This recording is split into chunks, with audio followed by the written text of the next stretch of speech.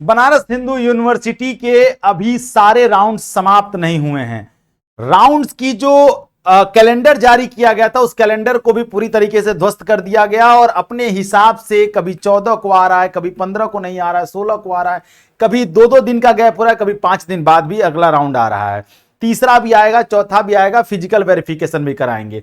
लेकिन इन सारी चीजों के बीच में एक नई अपडेट बीएचयू ने यह दी है कि अगर सारे राउंड होने के बाद हम मॉपअप बीच में मिड एंट्री ले आएंगे, मिड एंट्री के बाद हम स्पॉट राउंड ले आएंगे और लास्ट में अगर वैकेंट सीट बच गई स्पॉट राउंड के बाद, मतलब हो सकता है ये करते धरते सितंबर भी बीत जाए, तो अगर स्पॉट राउंड के बाद भी सीटें बच गई तो हम उस पर भी एडमिशन लेंगे। पिछली बार या कई पिछली बार की तरह वैकेंट सीट नहीं रखी जाएगी।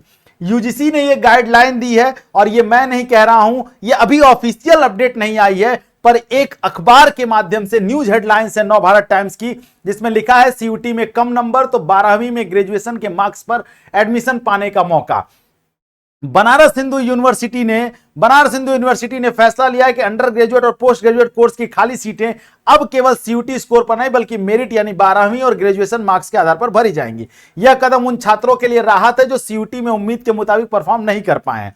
यूनिवर्सिटी यानी यूजीसी ग्रांटेड कमीशन यूजीसी का कहना है कि यूनिवर्सिटी में खाली सीटें रहना जितना छात्रों के लिए नुकसानदायक है उतना ही संस्था के लिए भी। अब भरपूर संसाधन उपलब्ध हैं तो सीटें खाली रहना व्यवहारिक नहीं है। ऐसे में बीएचयू समेत देश के दूसरे विश्वविद्यालयों में मेरिट पर यूजी और पीजी कोर्स में दाखिला देने का ऑप्शन दिया गया है।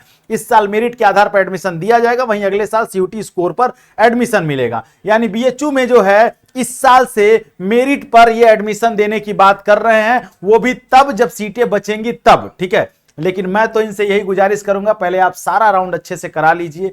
ये बच्चों के लिए सबसे ज्यादा लाभदायक है जो कि आप नहीं कर पा रहे हैं, ठीक है। आपके पास भरपूर संसाधन है लेकिन सीटें भर नहीं पा रही हैं, सीटें खाली रह जा रही हैं। ये सवाल बाद में होगा, पहले जो बच्चे बचे हैं उनको एडमिशन दीजिए, जो बच्चे लटके हुए हैं उनको उनका क्लियरेंस दीजिए, तब आगे जो करना होगा आपको मेरिट पे एडमिशन कराना होगा, डायरेक्ट एडमिशन कराना होगा, जैसे भी कराना होगा आप करा सकते हैं, ठीक है। मैं तो बस यही विनती करता हूं, यही आग्रह करता हूं, यही कह सकता हूं, ठीक है। पर आप परेशान मत होइए, अगर ऐसा कोई ऑफिशियल अपडेट आएगा तो इसी चैनल पर आपको मिलेगा। ये अपडेट थी, हो सकता है ऐसा हो, इसलिए मैंने आपको बताना जरूरी समझा, ठीक है। वीडियो को ध्यान से देखिएगा।